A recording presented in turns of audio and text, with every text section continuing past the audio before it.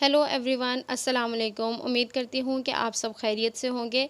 जैसे कि हमने प्रोनाउंस के चैप्टर को स्टार्ट किया है। प्रोनाउंस की बहुत ज़्यादा बहुत ज़्यादा टाइप्स हैं। उसकी कैटेगरीज़ को हम फर्दर देखा था लास्ट क्लास में और हमने उसकी हाफ़ टाइप्स को स्टडी किया। आज की क्लास में हम उसकी नेक्स्ट हाफ़ टाइप्स को स्टडी करेंगे। तो फैमिली ऑफ प्रोनाउन की बात करते हैं। तो फैमिली ऑफ प्रोनाउन में प्रोनाउन थे personal pronouns, possessive pronouns, reflexive pronouns, intensive pronouns, reciprocal pronouns. ये तमाम टाइप्स जो वाइट में आपको नज़र आ रही हैं, वाइट कलर में, ये हमने लास्ट क्लास में पार्ट ए में इनको स्टडी कर लिया है। आज की क्लास में हम पढ़ेंगे रिलेटिव प्रोनाउंस के बारे में, demonstrative pronouns, interrogative pronouns, indefinite pronouns और डिस्ट्रीब्यूटिव प्रोनाउंस। आज की क्लास में हम इन टाइप्स को डिटेल में देखेंगे कि ये क्या है और इसको कैसे इस्तेमाल किया जा सकता है। तो एक क्विक रिकॉल लेते हैं कि प्रोनाउन किसको कहते हैं। तो प्रोनाउंस वो लफ्ज़ होते हैं जो हम नाउन की जगह पर इस्तेमाल करते हैं, क्योंकि हमने पढ़ा था कि नाउन को बार बार आप सेंटेंस में रिपीट नहीं कर सकते। नाउन के रिप्लेसमेंट में प्रोनाउन हमारे पास आते हैं। जब हम उनका इस्तेमाल करते हैं सेंटेंस में तो वो एक कंप्लीट और कॉम्पैक्ट मीनिंग भी देता है। तो प्रोनाउंस हमारे पास इंग्लिश लैंग्वेज में कौन से हैं? I, we, they, you, he, she, this, them, that and etcetera. तो ये हमारे पास प्रोनाउंस की टाइप्स हैं। तो यहाँ पर एग्जाम्पल को रिकॉल करते हैं। My friends are in playground, they are playing football. तो यहाँ पर माई फ्रेंड्स वो नाउन था, my friends are in playground, मेरे दोस्त जो हैं वो प्ले ग्राउंड में हैं, वो फुटबॉल खेल रहे हैं। तो यहाँ पर हमने वो को रिप्लेस, माई फ्रेंड्स को रिप्लेस किया है किसके साथ? दे के साथ। तो ये क्या है? यहाँ पर एक प्रोनाउन के तौर पर एक्ट कर रहा है। तो नेक्स्ट टाइप्स की तरफ बढ़ते हैं। Relative pronouns. रिलेटिव प्रोनाउंस किनको कहते हैं? ये वो प्रोनाउंस होते हैं जो एक क्लॉज को या फिर फ्रेज को कनेक्ट कर देते हैं नाउन या प्रोनाउन के साथ। ठीक है, ये as a connecting agent use किए जाते हैं जो क्लॉज और फ्रेज को कनेक्ट कर देते हैं किसी भी नाउन या फिर प्रोनाउन के साथ।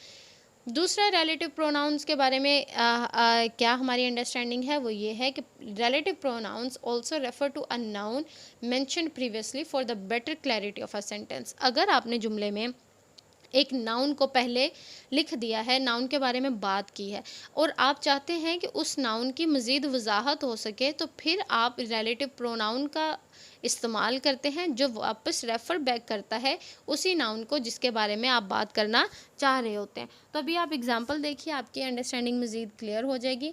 पहले देख लेते हैं कि रिलेटिव प्रोनाउंस होते कौन से हैं इंग्लिश ग्रामर में। तो रिलेटिव प्रोनाउंस हैं who, which, that, whom and whose. ये रिलेटिव प्रोनाउंस है। इसका इस्तेमाल कैसे होता है और इसको हम कैसे आइडेंटिफाई कर सकते हैं। अब ये देखिए, the man who stole the jewellery was found guilty.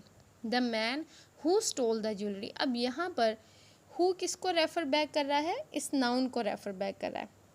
Stole the jewellery was found guilty, कि कौन सा आदमी है जिसने ज्वेलरी को चुराया है और अब वो उस पर गिल्टी भी फील कर रहा है और उसका जुर्म भी कबूल हो चुका है।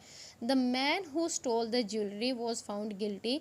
तो यहाँ पर जो हु है वो रेफ़र बैक कर रहा है उस नाउन को जिसको हमने पहले मेंशन कर लिया था। दूसरा, ये यहाँ पर कनेक्ट भी कर रहा है किसको? इस नाउन के साथ एज अ कनेक्टिंग एजेंट भी यूज़ किया जा रहा है। यहाँ पर जो हु कनेक्ट कर रहा है मैन को किसके साथ? उसकी बाकी की स्टेटमेंट के साथ। तो ये रिलेटिव प्रोनाउन है।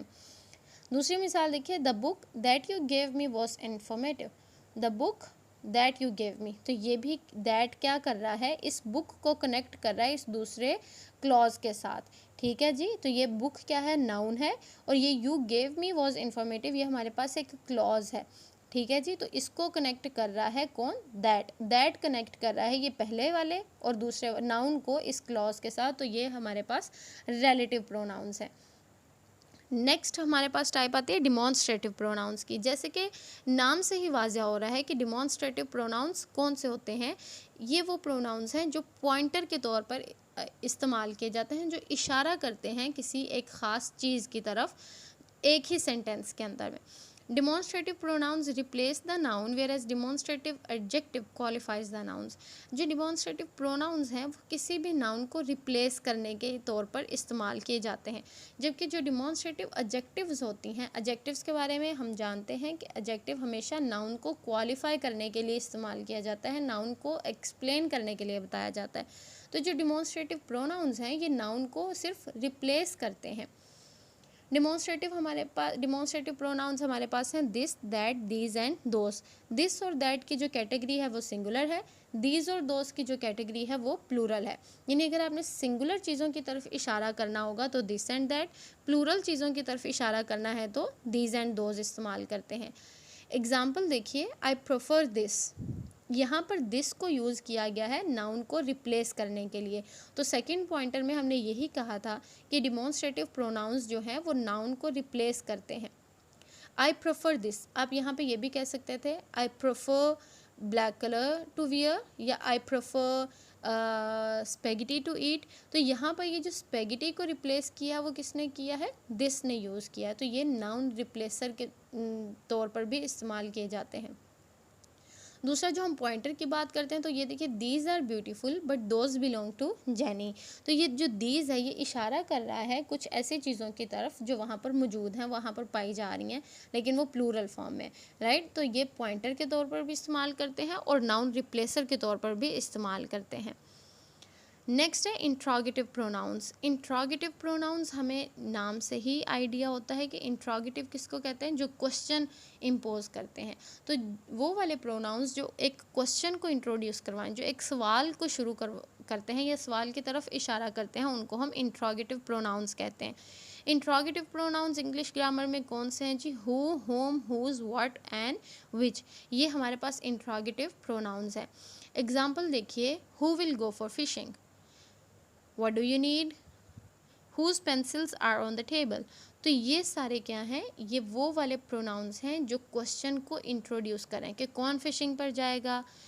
What do you need, आपको क्या चाहिए। Whose pencils are on the table, किसकी पेंसिल्स टेबल पर पड़ी हैं, मेज़ पर मौजूद हैं। तो ये सारे क्या हैं, जो क्वेश्चंस को एड्रेस कर रहे हैं वो इंट्रोगेटिव प्रोनाउंस हैं।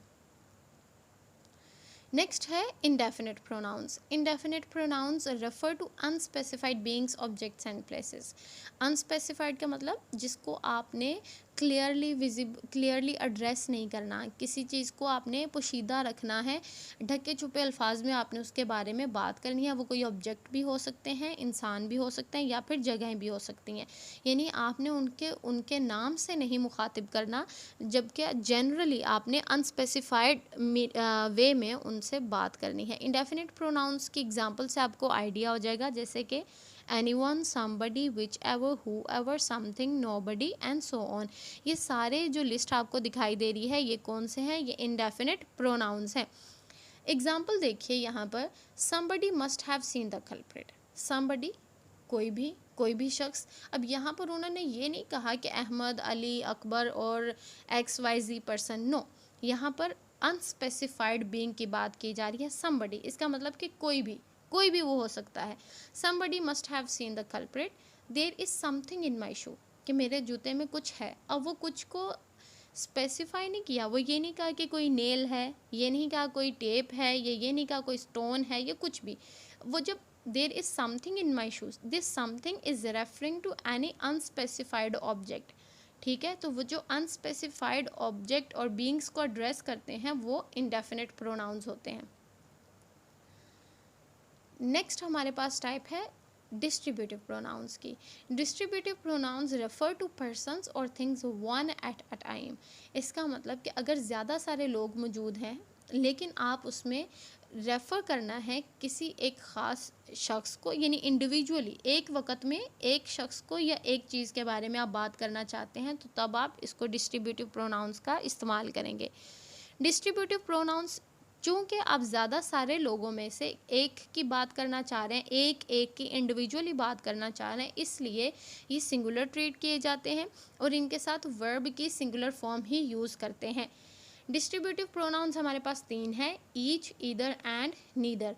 एग्जाम्पल देखिए, each of the boys gets a prize. अब क्लास में आपके पास 30 के करीब लड़के हैं या 40 के करीब लड़के हैं, आप कह रहे हैं ईच ऑफ द बॉयज़, इसका मतलब कि हर लड़के ने गेट्स अ प्राइज़, हर लड़के को प्राइज़ मिलेगा, ठीक है, या उसने इनाम जीता है। तो वो क्या कह रहे हैं, each of the boys. This each, ये जो ईच है ये एड्रेस कर रहा है किसको, एक शख्स को एक वक़्त में, आपने ये नहीं कहा ऑल ऑफ द बॉयज़, आपने ये नहीं कहा one boy, each of the boys, इसका मतलब कि हर एक लड़का।